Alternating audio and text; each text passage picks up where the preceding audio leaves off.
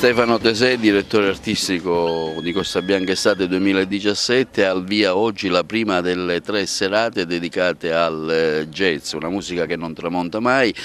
Questa sera l'esordio con la Gianmarinaro Band. Sì, apriamo questo 3 giorni di jazz qui al Teatro Costa Bianca, perché già da qualche anno abbiamo puntato su questo genere musicale che continua a essere sempre un genere cosiddetto di nicchia, ma secondo noi è qualcosa che va sempre coltivato, che va privilegiato, anche perché non dobbiamo ricordare che il jazz rappresenta la musica del Novecento, del secolo passato, e quindi ha bisogno di essere ancora esplorato. È un'esplorazione che faremo questa sera, in particolar modo con questo tributo a Nick La Rocca, questo siciliano trapiantato in America, che è stato il primo a incidere un disco jazz. E quindi ancora una volta i siciliani nel mondo, in qualsiasi settore, anche quello musicale, hanno scritto la storia. E questa sera rivivremo proprio queste atmosfere molto particolari attraverso Nicola Gianmarinaro, che diciamo è una autorità in questo campo, e sarà veramente un'occasione bella per aprire il jazz ai suoi esordi. Questa sera sarà dedicata appunto a questo periodo del jazz. Domani continueremo con Carmelo Salemi, con alcuni amici, tra l'altro ci sarà Osvaldo Lo Iacono con lui insieme ad altri bravissimi musicisti, e sarà anche quella di domani una bellissima serata dedicata al jazz con musicisti di primo ordine del nostro territorio.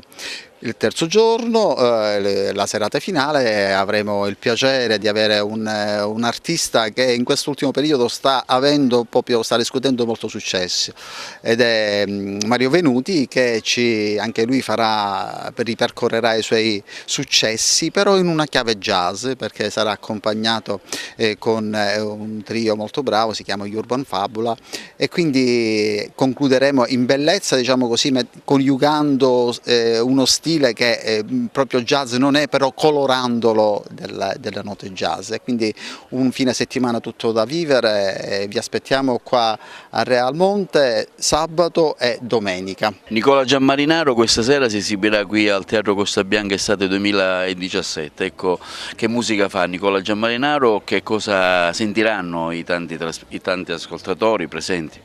Noi suoneremo un repertorio della musica tradizionale di New Orleans, che apparentemente è lontano dalla Sicilia e dai siciliani, ma in realtà è molto vicino. Il legame con questa musica e i siciliani è veramente forte. Basti pensare che 100 anni fa, cioè a dire nel 1917, esattamente il 27 febbraio, Nick La Rocca, che era originario di Salaparuta in provincia di Trapani, registrò in America il primo disco nella storia del jazz, cioè a dire il primo disco con la dicitura jazz è stato registrato da un siciliano. Sembra incredibile, ma è così.